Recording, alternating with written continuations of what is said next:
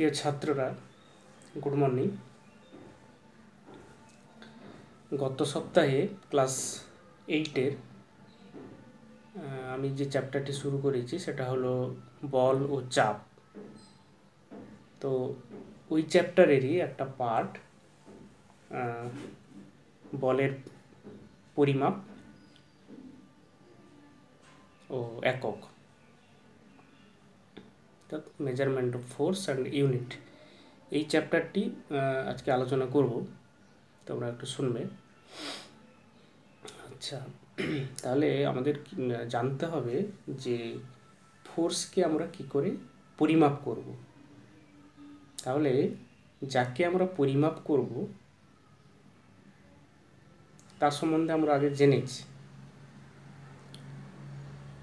এবার আরেকটা জিনিস জানতে হবে যে যাকে আমরা পরিমাপ করব অর্থাৎ ফোর্সকে, ওই ফোর্সকে কোনো বস্তুর উপর প্রয়োগ করলে তার কি প্রভাব ঘটে সেই প্রভাব সম্পর্কে জানতে হবে। অর্থাৎ ওই প্রভাবকে যদি আমরা কোনো কারণে মেজারমেন্ট করতে পারি তাহলে আমাদের বল পরিমাপ করা সহজ হয়ে উঠবে। আমরা আগেই বলেছিলাম যে বল প্রয়োগ করলে কোনো স্থির বস্তু গতিশীল হয়, কোনো গতিশীল বস্তুর গতি বেড়ে যায়, আবার কোনো গতিশীল বস্তুর গতি মন্থর হতে পারে, ইত্যাদি ইত্যাদি। অর্থাৎ ফোর্স কোনো বস্তুর উপর বেশি বল প্রয়োগ করলে তার বেগের পরিবর্তনের হার বেশি হবে, এবং কোনো বস্তুর উপর একটু কম বল প্রয়োগ করলে তার বেগের পরিবর্তনের হারও একটু কম হবে। সেই বেগের পরিবর্তনের হার অর্থাৎ ত্বরণ, কি বললাম, বেগের পরিবর্তনের হার অর্থাৎ ওই ত্বরণকে যদি আমরা পরিমাপ করতে পারি তাহলে আমাদের বলের পরিমাপ করতে কোনো অসুবিধা হবে না। আমরা নিউটনের দ্বিতীয় গতিসূত্র থেকে বলের পরিমাপ সংক্রান্ত একটি সূত্র ক্লাস 7-এ জেনেছি। নিশ্চয়ই তোমাদেরও মনে আছে যে বল সমান বস্তুর ভর ইন্টু বলের প্রভাবে বস্তুতে উৎপন্ন ত্বরণ। এদেরকে আমরা সিম্বলাইজ করে বলতে পারি, মানে বলকে আমরা ফোর্স অর্থাৎ এফ বলতে পারি, বস্তুর ভরকে মাস বা শর্ট ফর্মে এম লিখতে পারি, এবং ত্বরণকে অর্থাৎ অ্যাক্সেলারেশন, যাকে আমরা স্মল এ দিয়ে সিম্বল করতে পারি, ultimate F equals to M into A. এটা তোমরা জেনেছ। তো এই ফোর্স বললাম। তাহলে এই ফোর্সকে পরিমাপ করার জন্য আমরা যে এককগুলো ব্যবহার করি, যেমন এসআই পদ্ধতিতে ফোর্সকে পরিমাপ করার একক হচ্ছে নিউটন, এবং সিজিএস পদ্ধতিতে ফোর্স পরিমাপের এককটি হচ্ছে ডাইন।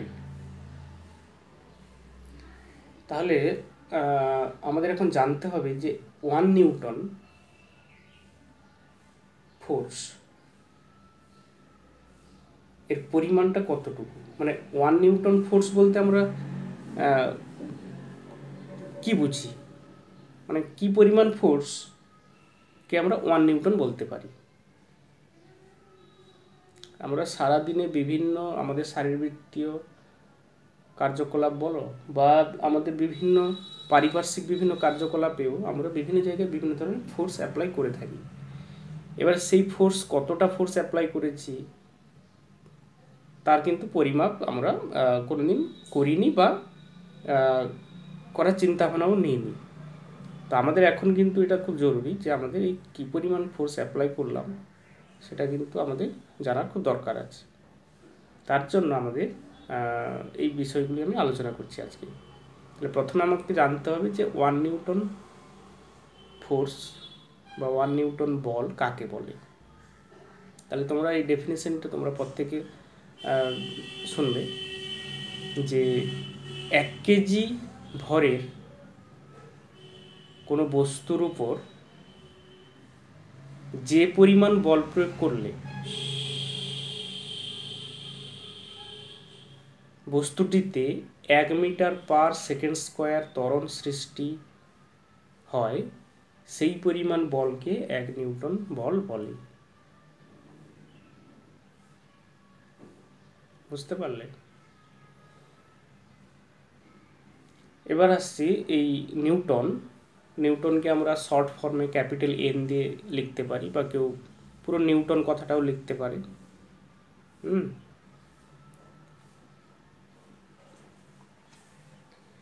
তা আমরা একটু আগে একটি সূত্র বললাম যে F equal to M into A. এই সূত্রের সাহায্যে তোমরাও কিন্তু 1 নিউটন সমান কি হয় সেটা তোমরা লিখতে পারবে। 1 নিউটন সমান, আমি F equals to M A এই সূত্রকে কাজে লাগিয়ে কিন্তু বলছি, 1 নিউটন সমান 1 KG into 1 metre per second square.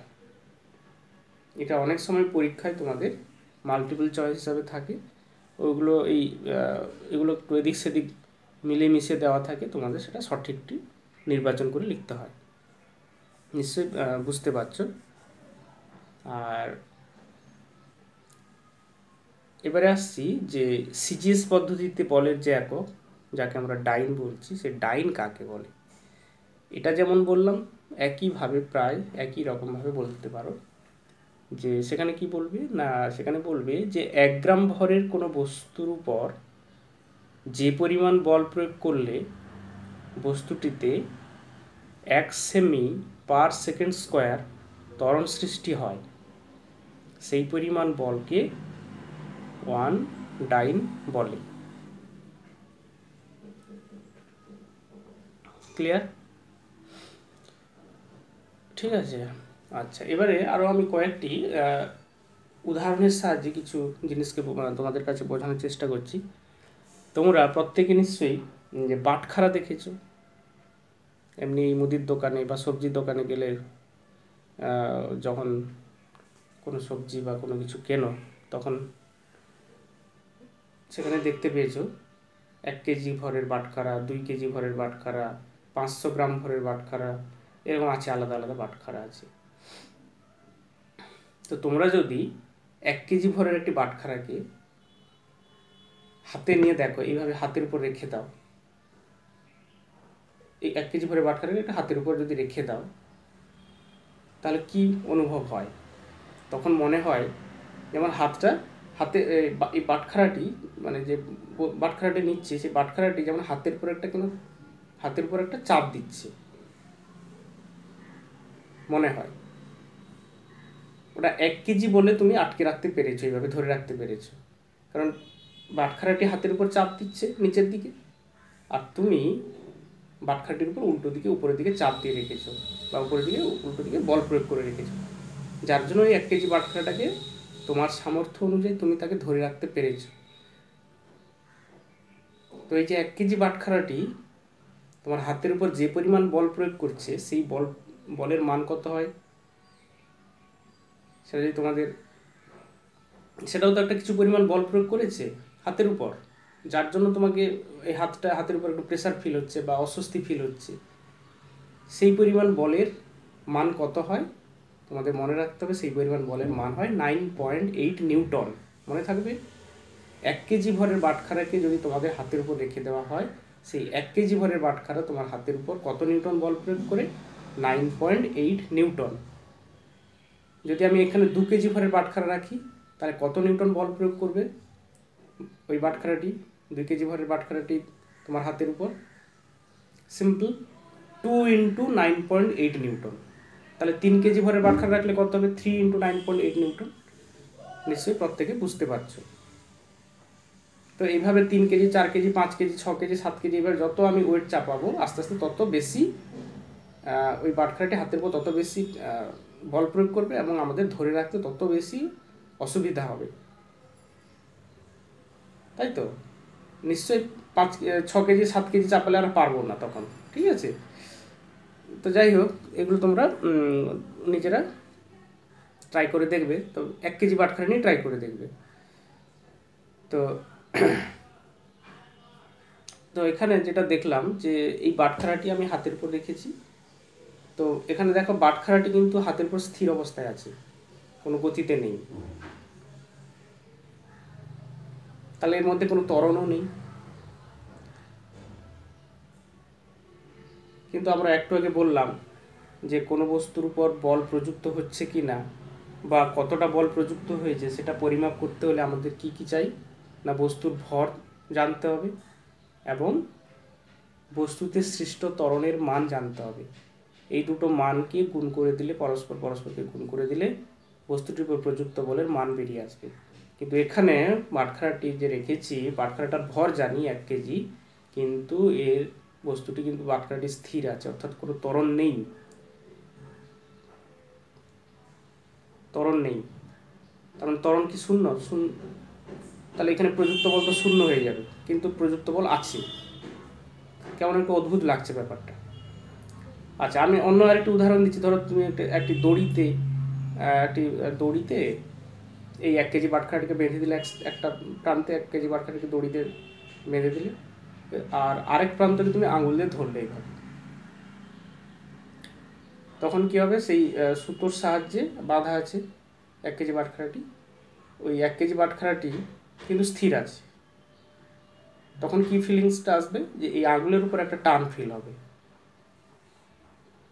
মানে 1 কেজি বাটখারাটা যে ঝোলানো আছে আঙুলটার উপর একটা চাপ লাগবে, আমাকে বোঝা যাবে সেটা।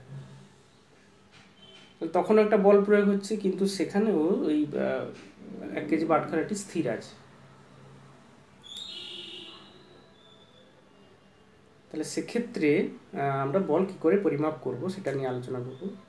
তো এখানে কেন স্থির, এখানে এই ব্যাপারটা একটু জানতে হবে যে এই দুই ক্ষেত্রে, দুটো যে উদাহরণ দিলাম, দুই ক্ষেত্রে বস্তু দুটো স্থির আছে অথচ টান অনুভব হচ্ছে কেন না। এখানে তোমাদের জানতে হবে, যখন 1 কেজি বাটখারাটি আমি এখানে রেখেছি, সেই 1 কেজি বাটখারাকে পৃথিবী তার নিজের কেন্দ্রের দিকে টানে। যে কোনো বস্তুকে পৃথিবী তার নিজের কেন্দ্রের দিকে টানে, যাকে আমরা অভিকর্ষ বলি। এই যে পরিমাণ বল দিয়ে টানে তাকে বলা হয় অভিকর্ষ বল বা বস্তুর ওজন। তোমরা আগের প্রিভিয়াস ক্লাসগুলোতে এগুলো শিখে এসছো,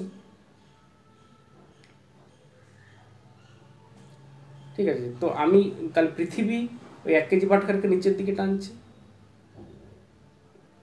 টানছে, আর আমি কি করছি না, ওই একই পরিমাণ বল দিয়ে বস্তুটিকে উপরের দিকে ঠেলে রেখেছি। তাহলে একটি বস্তুর উপর দুটি সমান ও বিপরীতমুখী বল প্রযুক্ত হয়েছে, যার জন্য এখানে বস্তুটি স্থির অবস্থায় আছে। নাহলে কিন্তু ওই 1 কেজি বাটখারাটি স্থির অবস্থায় থাকতো না। যদি আমি কোনো কারণে হাতটা সরিয়ে নিই, তখন দেখা যাবে 1 কেজি বাটখারাটি নিচের দিকে পড়ছে, তখন কিন্তু দেখতে পাবো ত্বরণ আছে। সেই ত্বরণকে বলা হয় অভিকর্ষজ ত্বরণ। তোমরা পড়বে এই তোমাদের এই ক্লাস এইটাই আছে, আর একটু পরের দিকে আছে, তখন পড়ানো হবে অভিকর্ষজ ত্বরণ, যার মান হচ্ছে 9.8 মিটার পার সেকেন্ড স্কোয়ার। ঠিক আছে? আচ্ছা, তাহলে আমরা ইন জেনারেল আমরা কিভাবে কোনো বস্তুর ওজন বা কোনো বস্তুর ভার পরিমাপ করা হয় সেগুলো নিয়ে আলোচনা করব। ঠিক আছে? কোনো বস্তুর ভর এবং কোনো বস্তুর ভার দুটো জিনিস তো আলাদা। তোমরা নিশ্চয়ই এতদিনে জেনে গেছো বস্তুর ভর আর ভার কিন্তু এক নয়। যেমন এই যে 1 কেজি ভরের 1 কেজি বাটখারা বললাম, ওই 1 কেজি, যে কেজি কথাটা বলছি ওটা হচ্ছে ভর বোঝাচ্ছি, আর যখন আমি নিউটন বলবো তখন সেটা ভার বা ওজন। তাহলে এটা কিভাবে আমরা পরিমাপ করব, তার জন্য আমাদের একটু পরীক্ষার ব্যবস্থা নিতে হবে। তোমরা প্রত্যেকে স্প্রিং দেখেছো, অনেক দেখবে পেনগুলোতে থাকে, ওই বল পেনগুলোতে স্প্রিং, আরও বিভিন্ন জায়গায় আছে স্প্রিং, দেখেছো তোমরা প্রত্যেকে। ওই স্প্রিংকে যখন টানা হয় দেখবে লম্বা হয়ে যায়, আবার যখন প্রেসার দেওয়া হয় দেখবে ছোট হয়ে যায়। এবারে ওই রকম একটা স্প্রিং নেওয়া হলো, ওই স্প্রিংয়ের এক প্রান্তকে একটা হুকের সাহায্যে উপরে আটকে রাখা হলো, এবং আরেকটি প্রান্তে একটি কোনো ভারী বস্তু, খুব ভারী নয়, মোটামুটি একটু ভারী বস্তুকে যদি আমি বেঁধে বা কিছু একটা উপায়ে যদি ঝুলিয়ে রাখা হয়, তাহলে দেখা যাবে ওই স্প্রিংটি লেন্থে একটু বড় হয়ে যাবে, কারণ স্প্রিংয়ের উপর টান পড়ছে। তোমরা এটা এবার বিষয়টি নিশ্চয়ই বুঝতে পারছো। তো তোমরা বইতে একটু দেখবে, পেজ নাম্বার 3 তোমাদের এই ধরনের, আমি যে পরীক্ষা ব্যবস্থাটার কথা বলছি, এই ধরনের বেশ ছবি দেওয়া আছে কয়েকটি, ছবিগুলো একটু দেখলে আরও ক্লিয়ার হবে। ঠিক আছে, তাহলে এইরকম একটা স্প্রিংকে ঝোলানো আছে, এবং স্প্রিংয়ের একদম নিচের প্রান্তে একটি সূচক কাঁটা দেওয়া আছে। ওই যে সূচক কাঁটাটি দেওয়া আছে, যখন স্প্রিংটি প্রসারিত হবে, অর্থাৎ কোনো ভর চাপালে স্প্রিংটি যখন ছোট থেকে বড় হয়ে যাবে, তখন সূচকটিও কী করবে, উপর থেকে নিচের দিকে নামবে এবং একটা জায়গায় গিয়ে ফিক্সড, মানে একটা জায়গায় গিয়ে স্থির হবে। ঠিক আছে, তো আমরা ওই স্প্রিংটির কথাই বলছি এখন। স্প্রিংটিতে ধরো কোনো ভর চাপাইনি, তাহলে সেই অবস্থায় স্প্রিংটি স্বাভাবিক থাকবে। স্বাভাবিক অবস্থায় সূচকটি যে জায়গায় থাকবে সেই জায়গাটিকে আমি 0 পয়েন্ট করলাম, পাশে একটি স্কেল দিলাম, একটা কাঠের স্কেল, যে জায়গাটিতে স্প্রিংটি মানে কোনো বস্তুর স্প্রিংয়ের কোনো মানে এক প্রান্তে যদি আমি কোনো ওয়েট না চাপাই, তাহলে স্প্রিংটি কী হবে, স্বাভাবিক অবস্থায় থাকবে। তাহলে ওই স্বাভাবিক অবস্থায় সূচকের কাঁটাটি যে জায়গায়, স্কেলের যে জায়গায় টাচ হয়ে থাকবে, সেই জায়গাটিকে আমি 0 নাম দিলাম, মানে এখান থেকে স্টার্ট। এরপর আমি কি করছি না, আরেক প্রান্তে ওয়েট চাপাবো। আচ্ছা, ওয়েট বলতে আমি প্রথমে ধরে নিলাম একটি 1 কেজি ভরের বাটখারা চাপালাম, কারণ 1 কেজি ভরের বাটখারা তোমরা সম্পর্কে তোমরা একটু পরিচিত আছো, দেখতে কেমন হয় তোমরা নিশ্চয়ই বুঝতে পারছো। 1 কেজি ভরের বাটখারা এক প্রান্তে চাপিয়ে দিলাম, তখন কী হবে, স্প্রিংটি লেন্থে বেড়ে যাবে এবং সূচকের কাঁটাটিও নিচের দিকে নেমে আসবে এবং একটা জায়গায় গিয়ে স্টপ হবে। যে জায়গায় স্টপ হলো সেই জায়গায় আমি আরেকটি দাগ দিয়ে দিলাম স্কেলে। তাহলে 0 থেকে, 0টা উপরে আছে, এবং যখন আমি 1 কেজি বাটখারা চাপালাম তখন সূচকটি নিচের দিকে নেমে আসলো, একটা জায়গায় টাচ করলো, সেই যে জায়গাটা, সেই যে দাগটা, সেই দাগটা কি বোঝাচ্ছে, সেই দাগটা বোঝাচ্ছে 9.8 নিউটন, প্রায় এটা ধরো 10 নিউটন, মানে 9.8 মানে প্রায় 10, আমি মানে বোঝার সুবিধার জন্য এটা বলছি। 9.8 ধরে নাও 10 নিউটন, তার মানে ওই যে সূচকের কাঁটাটি যে জায়গায় টাচ করলো সেটা 10 নিউটন বলকে বোঝাচ্ছে, বলের পরিমাপকে বোঝাচ্ছে।